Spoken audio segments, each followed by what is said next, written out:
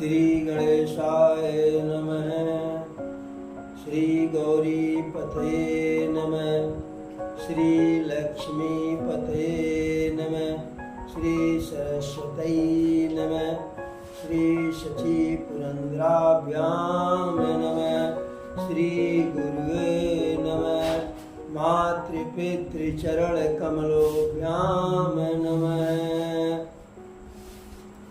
गजाननं भूतगणाधिसेवितं कपित्थजम्बूफलचारुभक्षणम् उमासुतं शोकविनाशकारकं नमामि विघ्नेश्वरपादपङ्कजं। वक्रतुण्ड महाकाय कोटिसूर्यसम्प्रभ निर्विघ्नं कुरु देव मे सर्वकार्येषु सर्वदा। गुरुर्ब्रह्मा गुरुर्विष्णु गुरुर्देवो महेश्वर गुरुः साक्षात् परं ब्रह्म तस्मै श्री गुरुवे नमः। मंगलम भगवान विष्णु मंगलम गरुड़ं ध्वज मंगलाय पुंडरीकाक्ष। मंगलम भगवान विष्णु मंगलम गरुड़ं ध्वज मंगलम पुंडरीकाक्ष मंगलाय तनोहरि।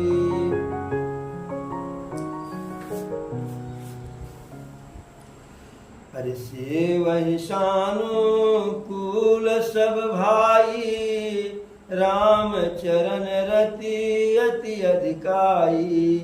प्रभु मुख कमल बिलोकत रही कबहु कृपाल हमहि कछु कहीं। अब बानर भालू को लंका के राजा विभीषण को किष्किंधा के राजा महाराज सुग्रीव को युवराज यंगद को निषाद राज केवट को सबको प्रभु जी विदा कर दिए। उसके बाद अयोध्या पे राज्य करना प्रारंभ किए। तो कल प्रभु के राम राज में लोगों को कैसा सुख था, कैसा संतोष था, लोग किस प्रकार से संपन्न थे, कितने संपन्न थे, सारी बातें बताई गई। अब उसके आगे की कथा। हर से वही सानुकूल सब भाई राम चरण रति यदि अनकाई। सभी भाई प्रभु के अनुकूल रह करके, प्रभु के अनुकूल यानी प्रभु के विचारों के साथ सबके विचार मिलते थे और सब प्रभु की सेवा करते थे।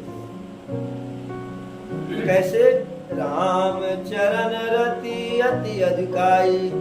प्रभु के चरण कमलों में उनकी अत्यधिक स्नेह और प्रीति थी। सबके सब हरे प्रभु मुख कमल बिलोकत रही कबहु कृपाल हमहि कछु कहीं। सदैव तीनों भाई भरत जी, लक्ष्मण जी, शत्रुघ्न जी प्रभु के मुख को ही जो है निहारते रहते थे कि कहीं हो प्रभु हमको भी कुछ कह देते कि भरत यह वाला काम तुम कर डालो। लक्ष्मण जी सोचते थे कोई कार्य हमको प्रभु कह देते करने के लिए। शत्रुघ्न जी सोचते थे हमको कह देते। यानी ऐसा प्रेम और ऐसा एक दूसरे के ऊपर विश्वास और श्रद्धा था। और प्रभु क्या करते थे? भाइयों का ऐसा व्यवहार, ऐसा विचार था। तो प्रभु का अरे राम करहि भ्रातन पर प्रीति, नाना भांति सिखावहि नीति। प्रभु स्वयं अपने छोटे तीनों भाइयों के ऊपर जो है बहुत अधिक प्रीति करते थे, भाइयों से प्रेम करते थे और अपने भाइयों को अनेकों प्रकार की नीति बताते थे, नीति सिखाते थे कि ऐसे करना चाहिए, यह कार्य ऐसे करना चाहिए, नीति यह कहता है, धर्म वह कहता नहीं। प्रभु अपने भाइयों को सदैव सन्मार्ग पर चलने के लिए प्रेरित करते थे। अरे हरसित रहि नगर के लोगा, और करहि सकल सुर दुर्लभ भोगा। राजा राम अवध राजधानी, तो जिस अयोध्या में के प्रभु जो है राजा थे, तीनों लोक के स्वामी वहां के राजा बने हुए थे, तो वहां के सुख संपत्ति संपन्नता वैभव की कोई सीमा नहीं। पूरे अयोध्यावासी सदैव प्रसन्न रहते थे, मगन रहते थे, आनंदित रहते थे और उस प्रकार का भोग भोगते थे कि जिस प्रकार के भोग को भोगने के लिए देवता लोग भी तरसते थे। देवताओं को ईर्ष्या होती थी कि हम स्वर्गवासी होकर के अयोध्या वासियों की तरह से वैभव और विलास की सुविधा नहीं उठा पा रहे हैं और वह मृत्यु लोक में रह करके हमसे अच्छी स्थिति में है। अहिनिस विधि है मनावत रही, और श्री रघुवीर चरण रति अहि। दुई सुत सुंदर सीता जाए, और लव कुश वेद पुराणन गाए। अयोध्या के वासी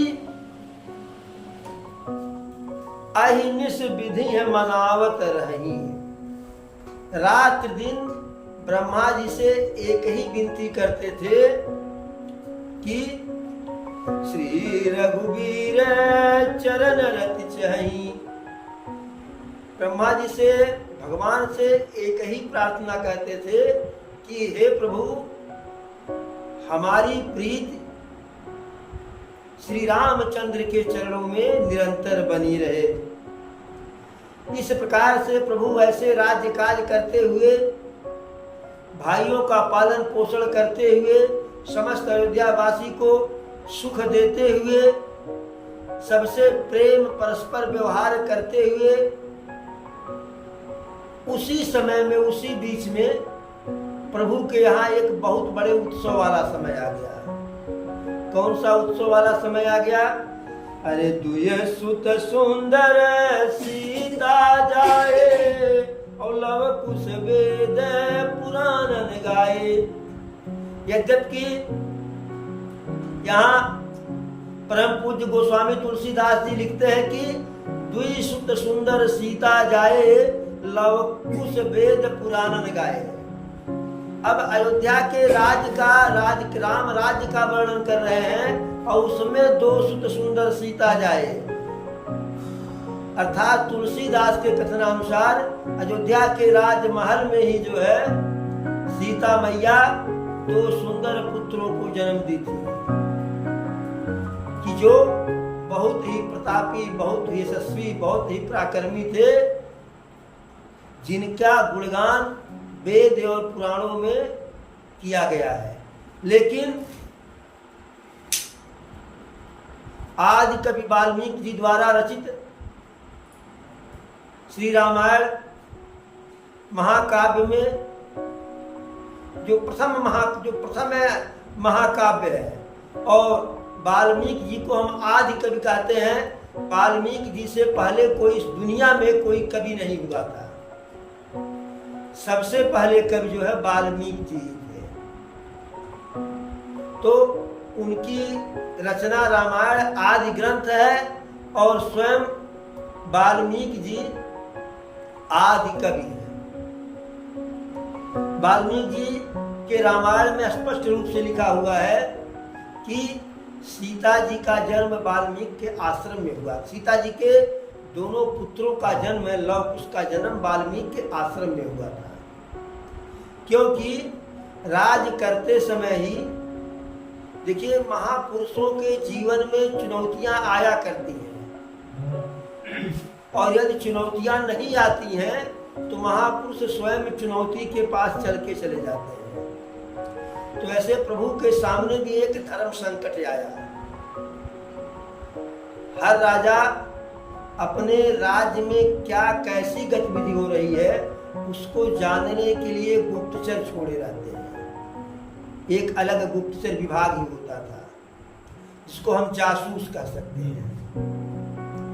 तो जासूस नाना प्रकार के वेश बदल करके राज्य के लोगों के बीच में ही घूमते थे, टहलते थे, लेकिन कोई समझ नहीं पाता था कि ये राजा के जासूस हैं। जैसे कभी विसाता का सामान लेकर के बेचने के लिए चल दिए, कभी दूध दही लेकर के बेचने के लिए चल दिए, कभी साग सब्जी लेकर के चल दिए, कभी मदारी माने बंदर लेकर के मदारी दिखाने के लिए चल दिए, कभी सपेरा बन करके चल दिए। इस प्रकार से कि जिससे उनका जनता से सीधे कांटेक्ट हो जाए और लोगों से घुलते मिलते थे, बिना किसी प्रयोजन के ही उनसे बातचीत करना शुरू कर देते थे कि हम कुछ बोलेंगे। जैसे बाबू सुनत है कि आपके यहाँ कि जो राजा हैं बहुत ही उत्तम है, बहुत अच्छे हैं, बड़े धार्मिक हैं, लेकिन वह विश्वास ना पड़त में कि ऐसो राजा हुए हैं। तब जब जनता के मन में कोई जो है विभेद होगा, कोई कष्ट होगा, तो वह अपना कष्ट उससे वर्णित कर देगा। तो ऐसे प्रभु के जासूस अयोध्या नगरी में टहल रहे थे। संयोग से एक धोबी उसका उसकी पत्नी से किसी बात को लेकर के विवाद हो गया था, और जब किसी के घर की भी स्त्री बोलना शुरू करती है तो नॉन स्टॉप बोलती है। जैसे उसमें ऑन वाला स्विच रहता है, ऑफ वाला नहीं रहता है, चालू होगा तो चालू होगा। तो ऐसे वो कुछ कहा सुनी कर रही थी, तो बरेठा मारे इसके रहा नहीं गया। वो तो प्रभु के राज्य में थे, नहीं तो मारे भी होते, लेकिन प्रभु के राज्य में ऐसा वर्जित था। तो कहे तो हमें राजा राम समझ ले बाटू कि दूसरे घर 6 महीना में हल्ला वापस रख लेना हमें राजा राम ने समझियो।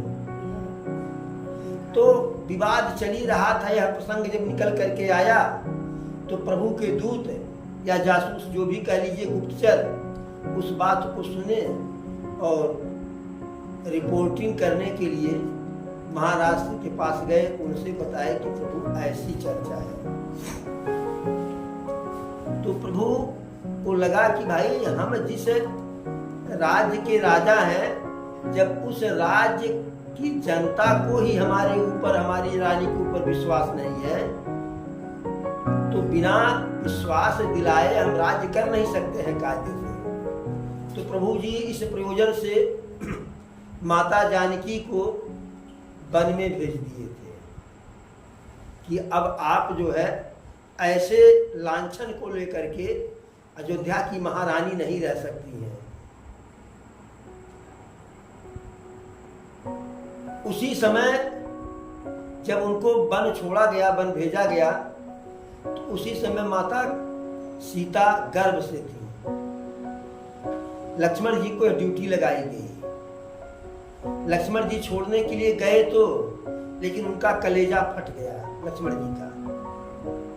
जब लंका के युद्ध समाप्त होने के पश्चात माता जानकी को अग्नि की परीक्षा देनी पड़ी तो भी बहुत दुखी हुए लक्ष्मण जी, लेकिन प्रभु के आगे कुछ बोल नहीं पाए।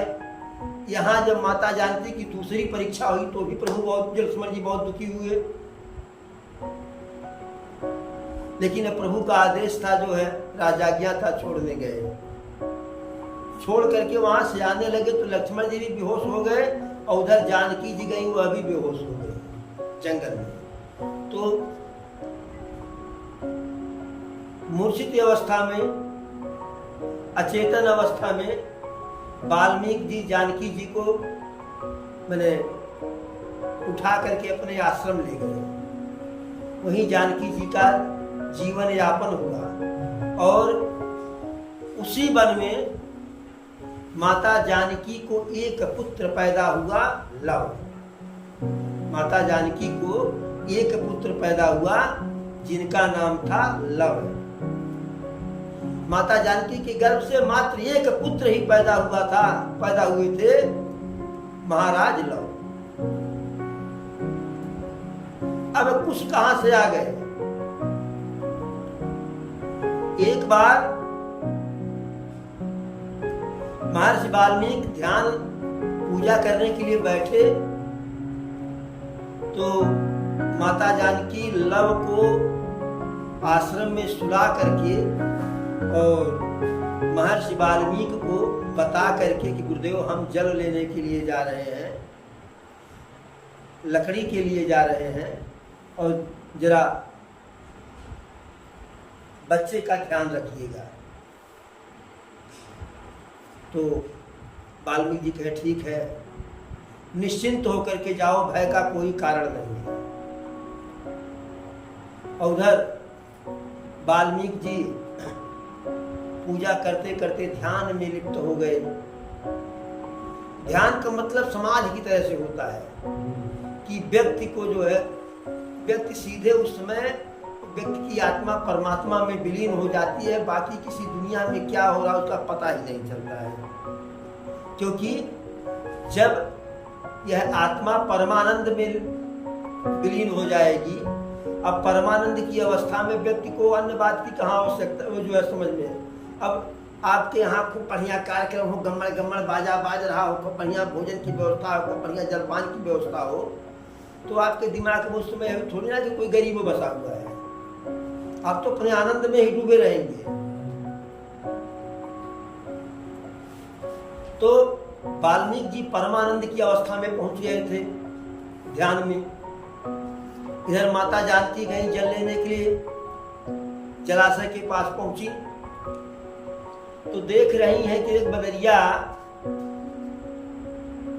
अपने बच्चे को ऐसे सीने से लगाई हुई जो है, शेष अपना सारा कार्य कर रही है, शेष अपना सारा कार्य कर रही है। और माता जानकी को लगा कि वह एक पशु जिसके पास कोई ज्ञान नहीं, कोई धर्म नहीं, कोई विवेक नहीं, वह अपने बच्चे को इस प्रकार से हृदय से लगा करके सदैव रखे हुए है, तो क्या मैं नहीं ऐसा कर सकती हूँ? वहीं से वापस हो गई, आई, लव को गोद में उठा ली, उसके बाद जल लेने के लिए गई। और यह इतना कार्य हो गया, वाल्मीकि जी को इसका ज्ञान नहीं रहा कि सीता आकर के लव को लेकर के गई है। सीता जल लेने के लिए गई तो थोड़ा सा जलाशय के पास गई, रमणीक अवस्था था जो है, तो वहां थोड़ा देर विश्राम की। इतने में वाल्मीकि जी का ध्यान है जब समाप्त होगा तो सर्वप्रथम इनका जो है दृष्टि पड़ा उस जो है पालने पर या जहां सुलाए गए थे लौ उस स्थान पे, तो देखे कि लौ है ये नहीं। अब बड़े पेशो पेश में पड़े वाल्मीकि जी, हमको सौंप करके गई थी सीता, अगर सौंप करके न गई होती तो हम कह देते भाई हम कहा जाने, लेकिन हम जिम्मेदारी लिए थे, अब हम जवाब क्या देंगे।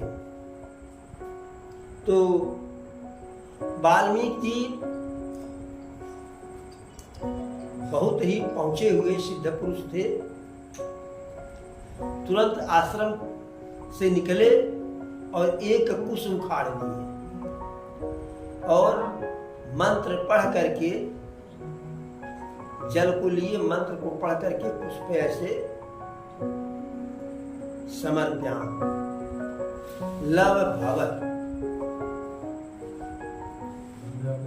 तो वह जो है कुश ही हुबहू लव बन गया। अब वाल्मीकि जी उसी स्थान पर लव को सुला दिए। उधर से सीता मैया जल को लेकर के आई और लव को साथ में लेकर के आई। तो देख रही हैं यहाँ एक लव पहले से सोए हुए हैं। अब गुरुदेव से बोली, गुरुदेव अपने मुन्ना को तो हम लेकर के गए थे, यह दूसरा जो है हमारे ही बालक की तरह से कौन सा बालक है? अरे गुरुदेव कहे कि लव को आप साथ ले गई थी। कहे हाँ गुरुदेव देखिए। कहे तो बड़ी विचित्र बात हो गई, हम दूसरा भी लव पैदा कर दिए।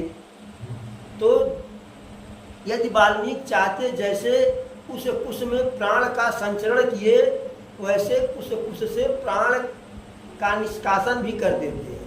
लेकिन हम जन्म देने के अधिकारी हैं, प्राण लेने के अधिकारी नहीं है। हम वृक्ष लगा सकते हैं, हरियाली पैदा कर सकते हैं, लेकिन हरियाली को नष्ट करने का हमें अधिकार नहीं है।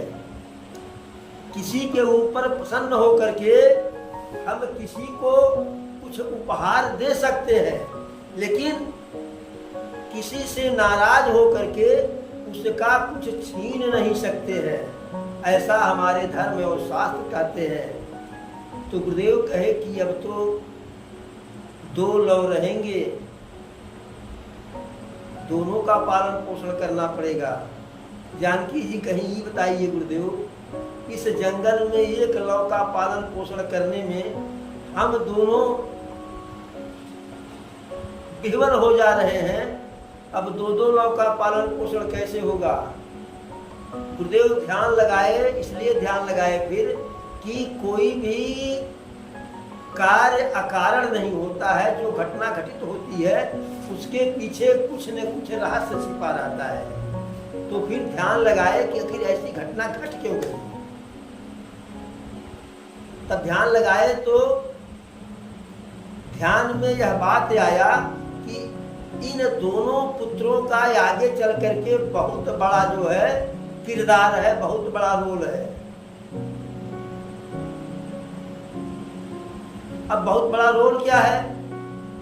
अगर कुछ न पैदा हुए होते कुछ से, तो प्रभु के अश्वमेध यज्ञ का अश्व पकड़ता कौन? लव तो अश्व को पकड़ने नहीं जाते, क्योंकि लव राम और भरत जी की जैसे बिल्कुल बहुत ही सीधे और सरल स्वभाव के थे। और भैया कुछ लक्ष्मण जी की तरह से थोड़ा खूंखार थे। तो जैसे ही उस घोड़े के ऊपर लिखा देख पढ़े जो लिखा हुआ था कि यह घोड़ा दिग्विजयी राज राजेश्वर अयोध्या नरेश चक्रवर्ती श्री रामचंद्र जी का के अश्वमेध का यज्ञ है। यदि इस अश्व को कोई पकड़ लेगा तो उसे प्रभु के चतुरंगड़ी सेना से युद्ध करना पड़ेगा। तो इस प्रकार से यह बाकी वीरों के लिए एक चुनौती थी, एक चैलेंज था, एक ललकार था। जैसे कुछ भैया घोड़े के ललाट पे सब जो है लिखा हुआ पढ़े, तैसे घोड़े को पकड़ लिए कि किसी क्षत्रिय को कोई जो है युद्ध की चुनौती दे तो क्षत्रिय जो है युद्ध की चुनौती को स्वीकार कर लेगा। यह शास्त्र सम्मत है या धर्म सम्मत है। इसलिए घोड़े को पकड़ लिए, लौ को बताए तो लोग कहे कि नहीं नहीं, अभी राम हमारे राजा हैं, उनके घोड़ा को पकड़ना अच्छी बात नहीं है। कहे राजा है वो तो बात ठीक है, लेकिन हम भी क्षत्रिय हैं और हमें युद्ध के लिए ललकार रहे हैं, तो कैसे घोड़ा को न पकड़े। और लो भैया, आपको प्रभु राम से, आपको राजा राम से कुछ अपने प्रश्नों के उत्तर भी तो चाहिए थे ना। तो घोड़ा पकड़ लिए हैं तो राम आएंगे ही, सारे प्रश्नों का उत्तर हम ले लेंगे। तो कुश के जन्म का यह कारण था, अन्यथा कुश न पैदा हुए होते तो प्रभु का घोड़ा जो लव नहीं पकड़ते, और जब लव नहीं पकड़ते तो प्रभु से लव का कुश का जो है युद्ध नहीं होता। तो इस प्रकार से ऐसे वाल्मीकि जी के द्वारा धोखे में ऐसे ही कुश का जन्म करना पड़ा। इस प्रकार से माता जानकी के 2 पुत्र पैदा हुए, जिनका वर्णन वेद पुराणों में गाया गया है, वाल्मीकि जी के रामायण में वर्णन है। यही दोनों प्रभु के और सीता मैया के 2 पुत्र हैं, जिसे कहा गया है अरे द्विसुत सुंदर सीता जाए, लव कुश वेद पुराण गाए। तो ऐसे 2 भाई हुए थे, न कि सीता मैया दोनों पुत्रों को जन्म नहीं दी थी। एक बार बोलो माता जानकी की, लव कुश की। तो ऐसे जो है, फिर वो दोनों थे कैसे? अरे 2 विजय विनय गुण मंदिर, हरिप्रीत प्रतिबिंब मनोवत सुंदर। दोनों विजयी थे, यानी जहां भी युद्ध हुआ वहां विजय प्राप्त किए। विनयी, विनयशील थे, गुण के घर थे, गुण के खजाना थे, गुणवान थे। हरि प्रतिबिंब, प्रभु श्री राम की परछाई थे। उन्हीं के पुत्र हैं तो का दूसरे को पढ़ेंगे। और मना हुआ कि सुंदर, इतने सुंदर थे कि दूसरे के मन को हर लेते थे। ऐसे ही बाकी सारे भाइयों के यहाँ, अरे दुई दुई सुत सब भ्रातन के रे, भय रूप गुणशील घनेरे। जहाँ लौ कुश का जन्म महर्षि वाल्मीकि के आश्रम में हुआ, लौ का जन्म हुआ और कुश को भगवान वाल्मीकि जी प्रकट कर दिए। उसी समय उसके थोड़े ही अंतराल पर अयोध्या के राजमहल में भरत जी की पत्नी माता मांडवी के कोख से 2 पुत्र पैदा हुए। लक्ष्मण भैया की पत्नी या महारानी उर्मिला के द्वारा 2 पुत्र पैदा किए गए। शत्रुघ्न की पत्नी श्रुतिकीर्ति के द्वारा जो है 2 पुत्र पैदा किए गए। यानी हर भाई के यहाँ 2-2 पुत्र हुए। आज यह सरकार झूठे जनसंख्या नियंत्रण कानून ला रही है। हमारे यहाँ तो राम राज्य में पहले से ही जनसंख्या नियंत्रण का कानून था। 4 भाई थे, राजा थे, महाराजा थे, 200 पुत्र पैदा होते तो क्या भोजन की कमी पड़ जाती या रहने के लिए घर नहीं होता।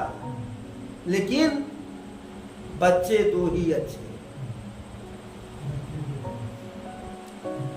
ज्ञान गिरा गोती तयजय, माया मन गुण पार, सोई सच्चिदानंद घन कर नर चरित उदार। ज्ञान गिरा गोती तयज, जो प्रभु ज्ञान से अर्थात बुद्धि से, गिरा अर्थात वाणी से, गोतीत अर्थात ज्ञानेंद्रियों से के अनुभव से, ज्ञानेंद्रियों के अनुभव से, एहसास से परे है, अज है यानी अजन्मा है, माया मन गुण पार, जो माया मन और गुण से परे है। सोई सच्चिदानंद घन कर नर चरित उदार, वही सच्चिदानंद राघव सरकार प्रभु श्री राम अयोध्या में राज्य करते हुए अनेकों नर लीलाएं कर रहे हैं।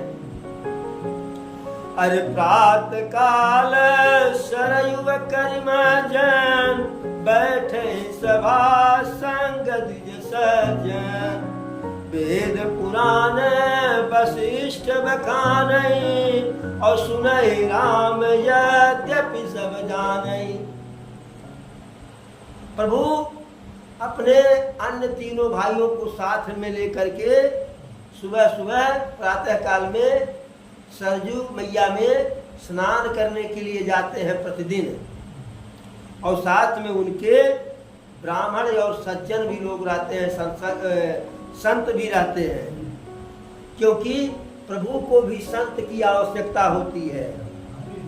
संत की महिमा बड़ी अपरंपार है। आज थोड़ा सा संत की महिमा पर प्रकाश डाला जाए तो साधु संतों के साथ, सज्जनों के साथ, ब्राह्मणों के साथ प्रभु स्नान करते थे, और वेद पुराण वशिष्ठ बखानई, कुल गुरु वशिष्ठ जी सबको बैठाते थे अपने सामने, चारों भाइयों को, अन्य सारे ब्राह्मणों को, अन्य सारे संतों को, और वेद पुराण वशिष्ठ बखानई, वेद पुराण की चर्चा कहानी कथा वशिष्ठ जी कहते थे, और प्रभु मन लगा करके सुनते थे। यद्यपि उन सारी कथा को, क्योंकि सारी कथा तो प्रभु से ही पैदा हुई, सारी कथा प्रभु से पैदा हुई। अरे शंकर तेरी जटा से, शंकर तेरी जटा से बहती है गंगाधारा, शंकर तेरी जटा से बहती है गंगाधारा, शंकर तेरी जटा से।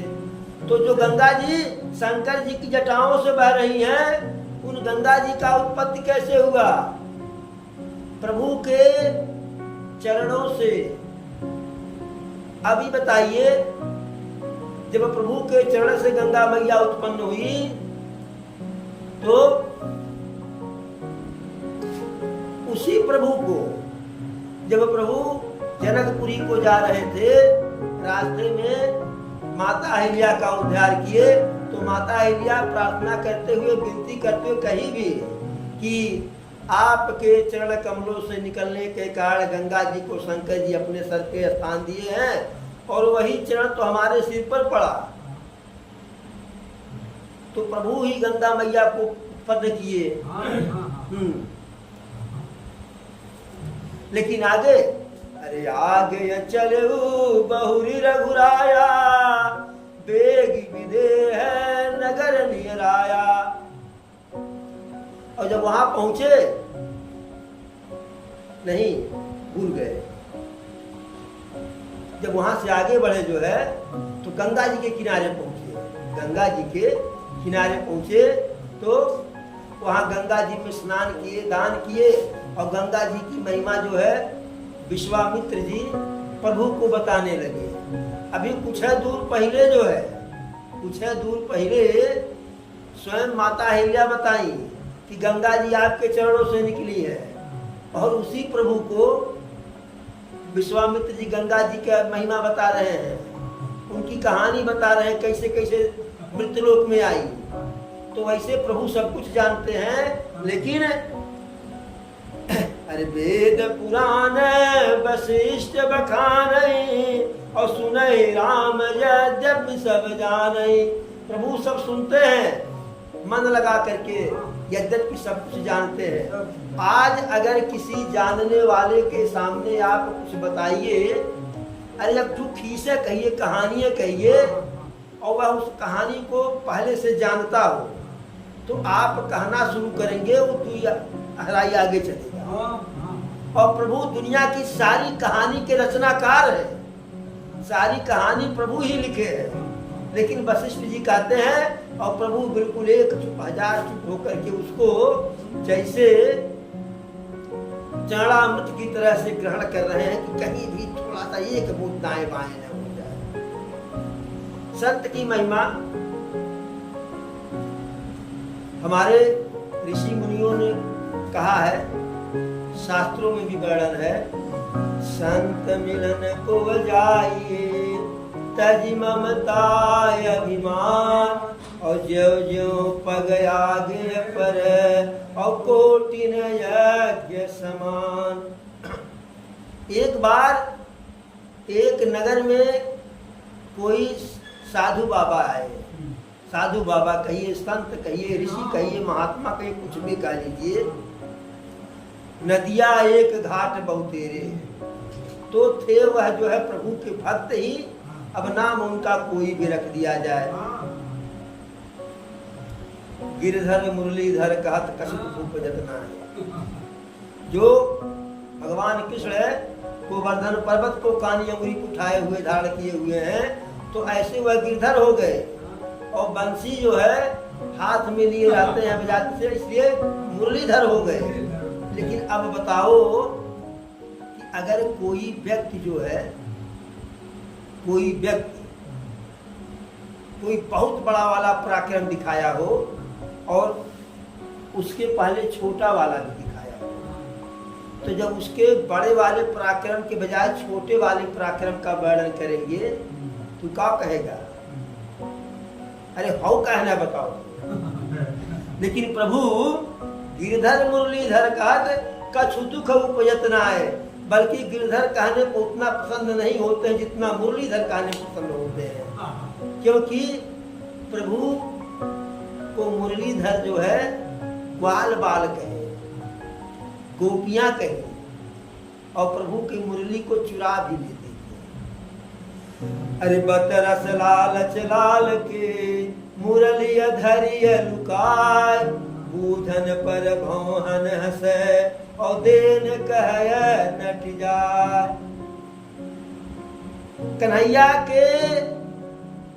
कन्हैया से बात करने की लालच में उनकी मुरली को राधा जी चुरा करके रख ली,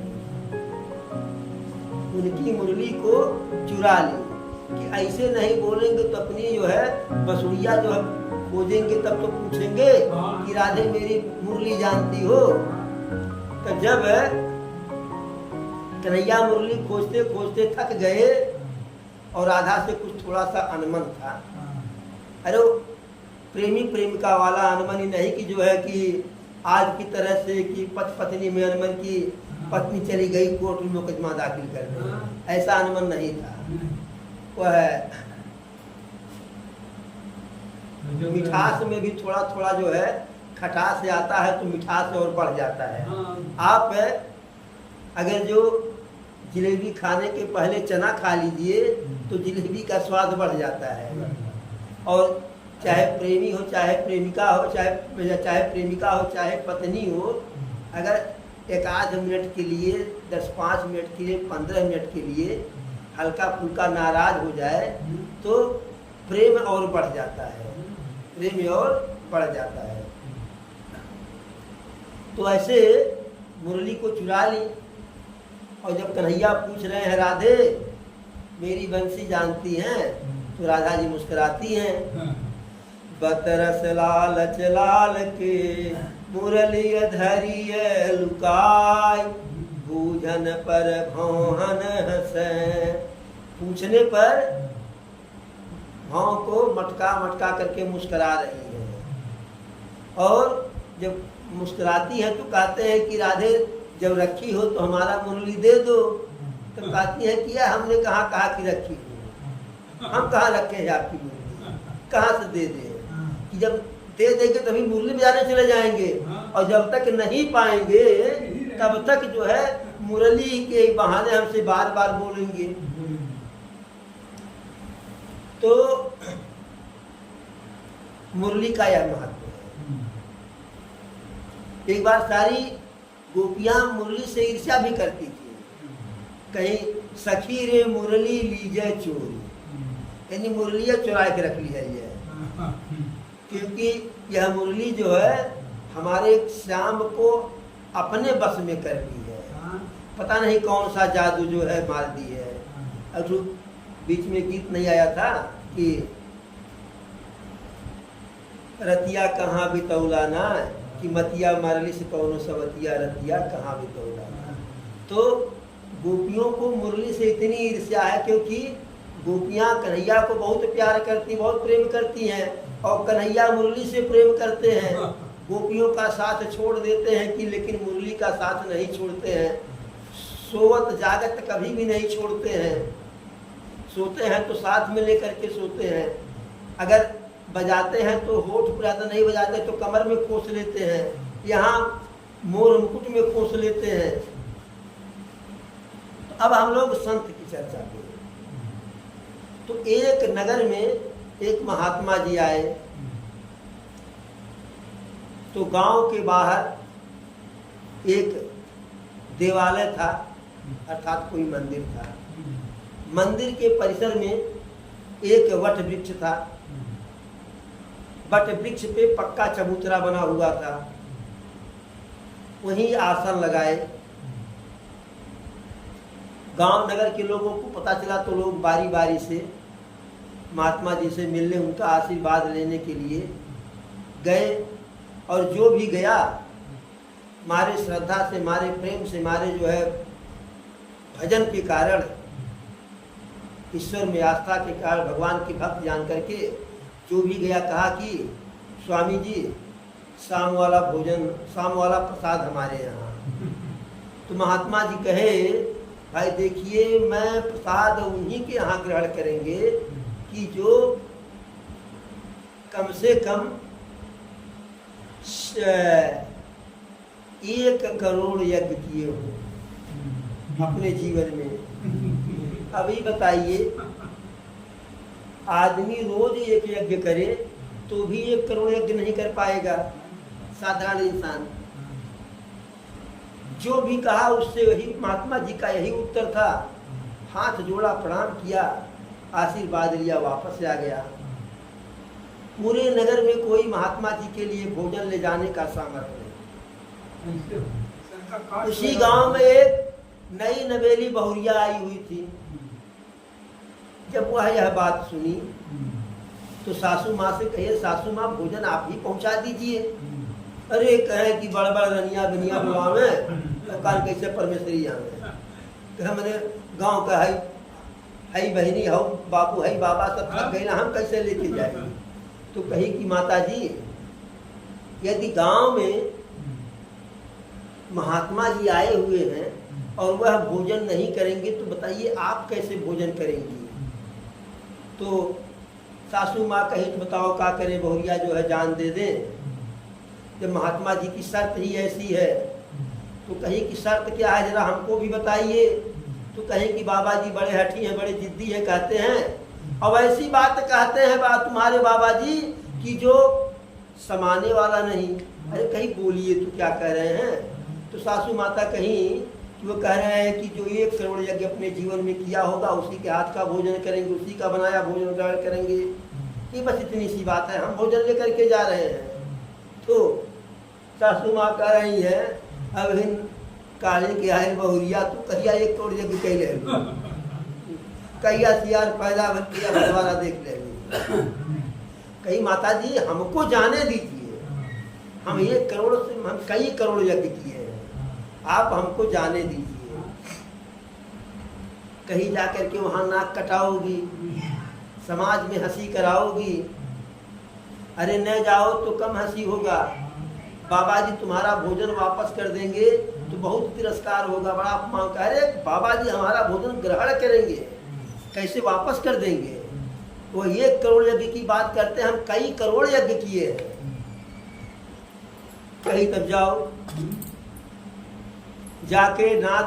जाके प्रभु दारुण दुख दीना और तिनकर मत पहले हरीना। कहीं कि तुम्हारी मति मारी गई, तुम जाओ लेकर के भोजन।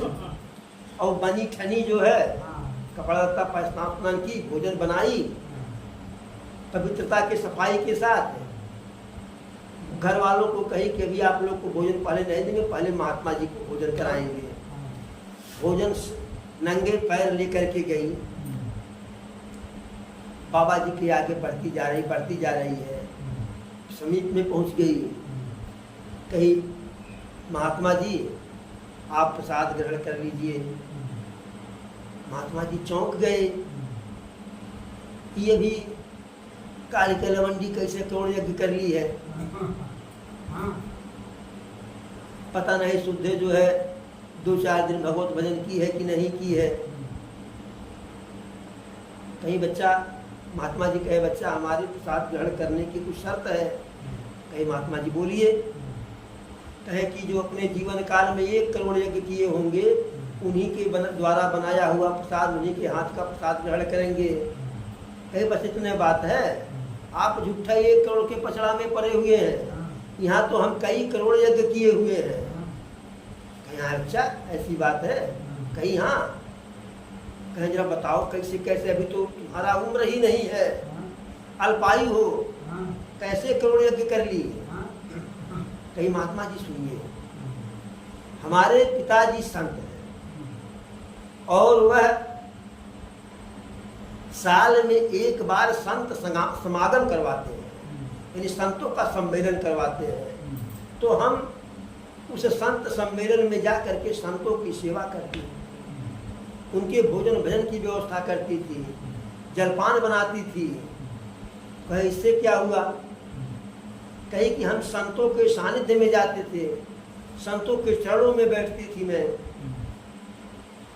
उनसे भगवत भजन की चर्चा करती थी। कहते इससे क्या हुआ? तो कहीं इसी से तो हुआ। कहे क्या हुआ? कहे आपको नहीं पता है? कहे नहीं। कहे कही कि संत मिलन को जाइए तज ममताय अभिमान, और ज्यों ज्यों पग आगे बढ़े कोटिन यज्ञ समान। यानी यदि हम संत समाज में ममता और अहंकार का त्याग करके संतों के शरण में जा रहे हैं तो पहुंचने के पहले ही कई करोड़, क्योंकि ज्यों ज्यों पग आगे बढ़े, 1 कदम आगे बढ़ा तो 1 करोड़ यज्ञ कर लिए, दूसरा कदम आगे बढ़ा तो 2 करोड़ यज्ञ कर लिए, ऐसे जय कदम आगे बढ़ा तय करोड़ यज्ञ हो गया। यदि यह शास्त्रों में जो वर्णन है, संत महात्मा प्रभु के भगत जो इसका वर्णन किया, इसे गाए हैं, अगर वह सही है तो हम कई करोड़ यज्ञ किए हैं। बोलो प्रभु श्री रामचंद्र की। अब महात्मा जी निरुत्तर हो गए, कैसे कहें कि यह बात गलत है? अगर ऐसा कहें संत की महिमा समाप्त हो जाएगी, संत की महिमा समाप्त हो जाएगी। तो महात्मा जी प्रसाद ग्रहण किए, यह होता है संत की महिमा, प्रभु की महिमा। अरे अनुजन संयुत भोजन करही, और देखी सकल जननीय सुख भरही। भरत शत्रुघ्न दोनों भाई, और सहित पवन सुत उपवन जाई। प्रभु आज के भाइयों की तरह से अलग अलग भोजन नहीं करते थे। ये तो अभी 15-20 साल 25 साल में ऐसा हुआ है। उसके पहले परिवार के सारे सदस्य, पुरुष वर्ग एक साथ भोजन करते थे और स्त्री वर्ग एक साथ भोजन करती थी। और एक साथ भोजन करने से अपनत्व बढ़ता है, परिवार में प्रेम बढ़ता है, परिवार में प्रेम बढ़ता है। और इसीलिए तब संयुक्त परिवार हुआ करता था एक साथ भोजन करने के कारण। अरे भाई मान लीजिए वैसे लोग दिन भर आपस में नहीं मिल पाए, नहीं बैठ पाए, कम से कम भोजन के बहाना तो 4 लोग 5 लोग चौका पर गए, चौका का अलग महत्व होता था। अगर संयोग से किसी के आगे सब्जी अधिक हो गया, किसी के आगे कम है, जिसके पास ज्यादा हो सब्जी कम खाता है, उठा करके बगल वाले को दे दिया। लेकिन या संयोग से भंडारे में ही रोटी कम है तो ऐसा होता है, किसी को रोटी अधिक पसंद होती है, किसी को चावल पसंद होता है, तो जिसको रोटी कम पसंद है तो जिसे रोटी ज़्यादा पसंद है अपनी रोटी उधर बढ़ा दिए, चावल अपने अधिक ले लिए। जब एक साथ भोजन करेंगे तब यह सारा व्यवहार होगा न। जब अलग अलग अपने कमरा में पत्नी के कमरा में भोजन कर रहे हैं तब यह तो जो है अदल बदल का कोई सवाल नहीं है। तो प्रभु जहाँ हम लोगों के पास घर ही नहीं है तहाँ हम लोग कमरे में भोजन करते हैं अलग, और जहाँ प्रभु के पास जो है उतना बड़ा महल था कि एक दिन में महल के एक छोर से दूसरे छोर में जाने में दिन बीत जाता था।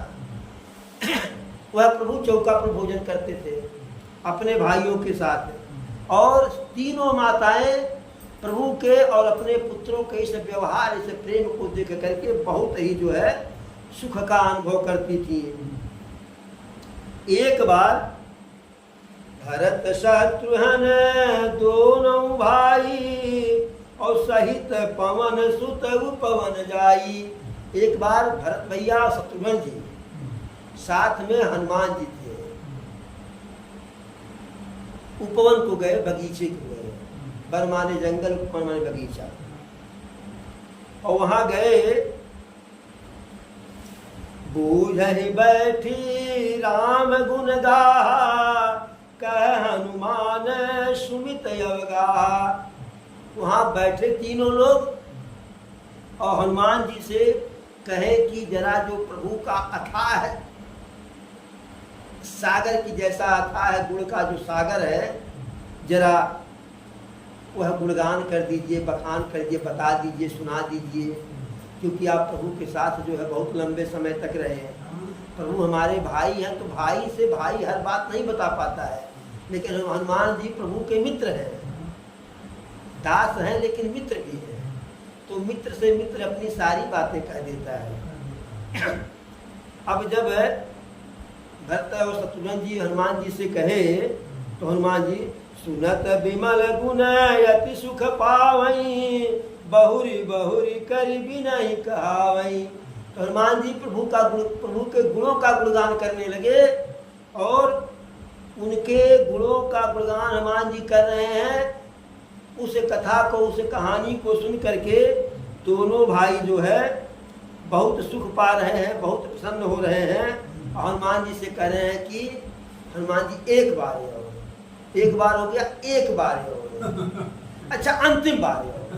तो बार बार कह रहे हैं कि अब से फिर से सबके गृह हो ही पुराना, रामचरित पावन विधि नाना।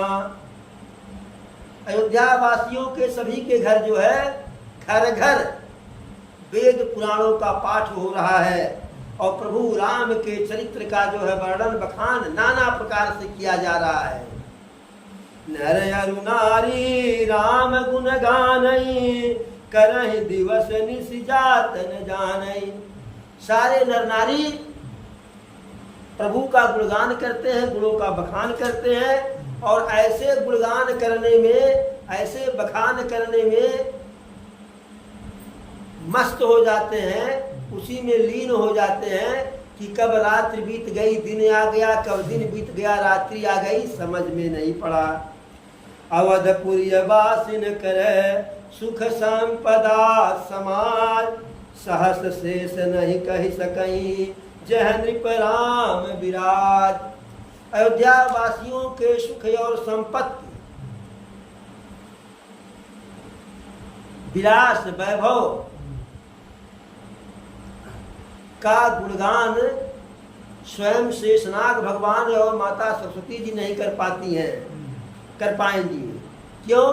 क्योंकि जहाँ पे प्रभु तीनों लोकों के स्वामी साक्षात नारायण राजा बने हुए हैं, वहाँ सुख सुविधा की क्या बात है।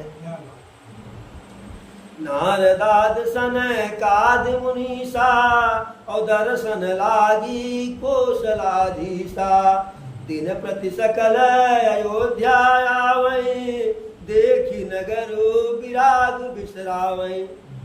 नारद जी, सनकादि ऋषि मुनि सब प्रभु के दर्शन के लिए प्रतिदिन प्रातः काल अयोध्या में आ जाते थे और प्रभु का दर्शन करके अयोध्या के जो है वैभव को देखने से उनके अंदर जो वैराग्य था वह समाप्त हो जाता था, बल्कि अनुराग उत्पन्न हो जाता था। जात रूप मनि रचित अटारी, नाना रंग रुचिर गजधारी, पुर चहुपास कोटि अति सुंदर, रचय कंगूरा रंग रंगवर। जात रूप मन रचित अटारी, हीरे मोती सोने रत्न मणियों के बने हुए राजमहल, सोने के महल और नाना प्रकार के रंग बिरंग से बने हुए हैं। और उन महल के पूरे चहुपास कोटि अति सुंदर। अयोध्या नगर के चारों ओर प्रकोट बना हुआ है, किला बना हुआ है और उस किले में रचे कंगूरा रंग रंग। कंगूरा जानते होंगे? नहीं, कंगूरा जानते हैं? अब आज के समय में नहीं दिखेगा। जब खपड़ैल का मकान होता था तो औरौती के नीचे नहीं, दीवार पे ही जो है, दिवलिया पे एक लाइन दो लाइन ईंटा ऐसा जोड़ा जाता था कि जो दीवार से थोड़ा बाहर होता था। हाँ, कारनीस, कि जो उसमें नकाशी भी रहता था, नकाशी वाला, तो वही उसे कहते हैं कंगूरा। तो कंगूरे रंग बिरंग के अनेकों प्रकार से बने हुए थे। नवग्रह निकर अनीक बनाई, और जनु घेरी यमरावती आई। वो कंगूरे ऐसे लग रहे हैं कि जैसे अयोध्यापुरी में ऐसे शोभायमान हो रहे हैं कि जैसे वास्तव में नवग्रह अपनी सेना को लेकर के इंद्र के स्वर्ग को घेर लिए हैं। मही बहुरंग रचित गज कांचा, और जो बिलो की मुनिवर मन राचा। पृथ्वी पे अनेकों प्रकार के सड़क और अनेकों रंग के जो है कांचों के बनाई गई जो है ढाल नाली शाली सब जो है, यानी यह ऐसा दिव्य सौंदर्य था कि जिसको देखने के बाद ऋषि मुनियों का मन भी बस उधर आसक्त हो जाता था। चारु चित्रशाला गृह गृह गृह प्रति लिखे बनाए, रामचरित के निरख मुनि ते मन ले चुराए। चारु चित्रशाला गृह गृह, सबके घरों में सुंदर सुंदर जो है चित्रशाला था, मतलब फोटो वोटो का जो है कमरा। प्रति लिखे या बनाए, उसमें जो है श्री रामचंद्र जी की सुंदर सुंदर प्रतिमा, सुंदर सुंदर कार्यों को करते हुए चित्र जो है मैंने लोग अपने अपने चित्रशाला में लगाए हुए थे। रामचरित जय निरख मुनि, वह प्रतिमा ही प्रभु के फोटो ही चित्र ही कह देते थे कि प्रभु इस समय कौन सा कार्य कर रहे हैं। अब बताइए, अगर चित्र में सोने का हिरण हो और प्रभु धनुष बाण लिए ऐसे हो तो हर कोई समझ जाएगा कि माता जानकी के कहने पर प्रभु सोने का हिरण का शिकार करने जा रहे हैं। तो वह चित्र ऐसे सुंदर हैं, मुनित्य मन ले ही चुराए, कि ऋषि मुनियों के मन को भी चुरा लेते। सुमन बाटिका सब ही लगाई, विविध भांति करी जतन बनाई, लता ललित बहुजाति सुहाई, फूल सदा बसंत किनाई। हर कोई नगर के सभी नर नारी अनेकों प्रकार के पुष्प की जो है फुलवारी लगाए हैं, बगीचा लगाए हैं, अनेकों प्रकार के लगाए हैं और उनका अनेकों प्रकार से जतन कर रहे हैं, सेवा कर रहे हैं, देख रेख कर रहे हैं। लता ललित बहुजाति सुहाई, रंग बिरंग के फूल ऐसे फूले हुए हैं कि फूल ही सदा बसंत किनाई। अरे पतझड़ में भी ऐसा सुंदर सुंदर फूल अयोध्या में कि ऐसा लग रहा है कि बसंत ऋतु आ गया हो। ऐसा हुआ क्यों? क्योंकि जब बसंत ऋतु को पता चला कि प्रभु लंका से अयोध्या में आ रहे हैं, राजा बनेंगे, तो उनके स्वागत में बसंत ऋतु भी आ गया था। और जब आ गया तो सोचा कि अब हम यहाँ से जाएंगे। भाई किसी को घर में बैठा लीजिए तो जाएगा। हाँ, वह कहेगा कि अगर बहुत दिन रख लेंगे घर में तब निकालेंगे भी तो नहीं निकलेगा। जा करके मुकदमा करेगा कि इतने साल से इनके घर में रह रहे हैं, हमारा जो है 5 साल से मानसिक उत्पीड़न किए हैं, घरों देवे कई रुपए वो देवे। तो इस प्रकार से सुख सारिका पढ़ा वही बालक, कहूँ राम रघुपति जन पालक, राज दुआर सकल विधचारी, बीतिए चौहट रुचिर बाजारी। तो बालक जो है घर में जो तोता मैना इत्यादि जो है जिलाए गए थे उनको पढ़ाते थे। पढ़ाते क्या थे कि कहु राम रघुपति जन पालक। लोग कहते नहीं पट्टू सीताराम कहा, पट्टू राम राम कहा। तो वह बच्चे अपने अपने तोता को कह रहे हैं कि प्रभु श्री राम का नाम लीजिए, जंत जो है लोगों के पालन करने वाले कर्ता धर्ता का नाम लीजिए। इस प्रकार से अयोध्या की सुंदरता वैभव का वर्णन है। उत्तर दिश सरजू है निर्मल जल गंभीर, बांधे घाट मनोहर स्वल्प पंख नहीं तीर। अयोध्या धाम के उत्तर दिशा में सरजू मैया का जल जो है निरंतर बह रहा है और गंभीर जल, अथाह जल, कम जल नहीं। बांधे घाट मनोहर है और वहाँ प्रभु जी के द्वारा, राम जी के द्वारा अनेकों सुंदर सुंदर घाट का निर्माण करवाया गया, जहाँ पे स्वल्प पंख नहीं तीर। उन घाटों पे थोड़ा सा भी कीचड़ नहीं होता था। यानी पैर जैसे स्नान करके बाहर आइए तो पैर में कीचड़ नहीं लगना था। और सबके लिए अलग अलग घाट था। अयोध्या राज्य के नारियों के लिए अलग घाट था, कई घाट अलग था। वहाँ पुरुष स्नान नहीं करते थे, पुरुषों के लिए अलग घाट था। राज परिवार के पुरुषों के लिए अलग घाट था, राज परिवार की स्त्रियों के लिए अलग घाट था। ऋषि मुनि गुरुदेव विप्रदेव के लिए अलग घाट था, गुरु माताओं के लिए अलग घाट था। यानी बहुत ही अच्छी व्यवस्था थी जो है। रामनाथ जह राजा सो पुर बरन की जाय, अनिमादिक सुख संपदा रही अवध सब छाय। गोस्वामी जी कहते हैं कि शंकर जी कह रहे हैं भवानी, जिस राज्य के राजा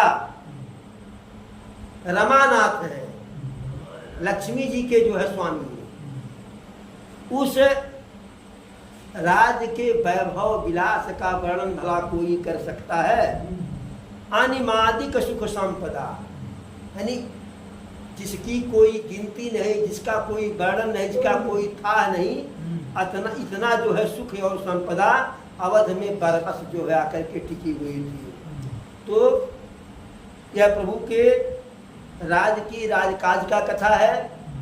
आगे की कथा फिर जो है हम लोग कल जो है श्रवण करेंगे।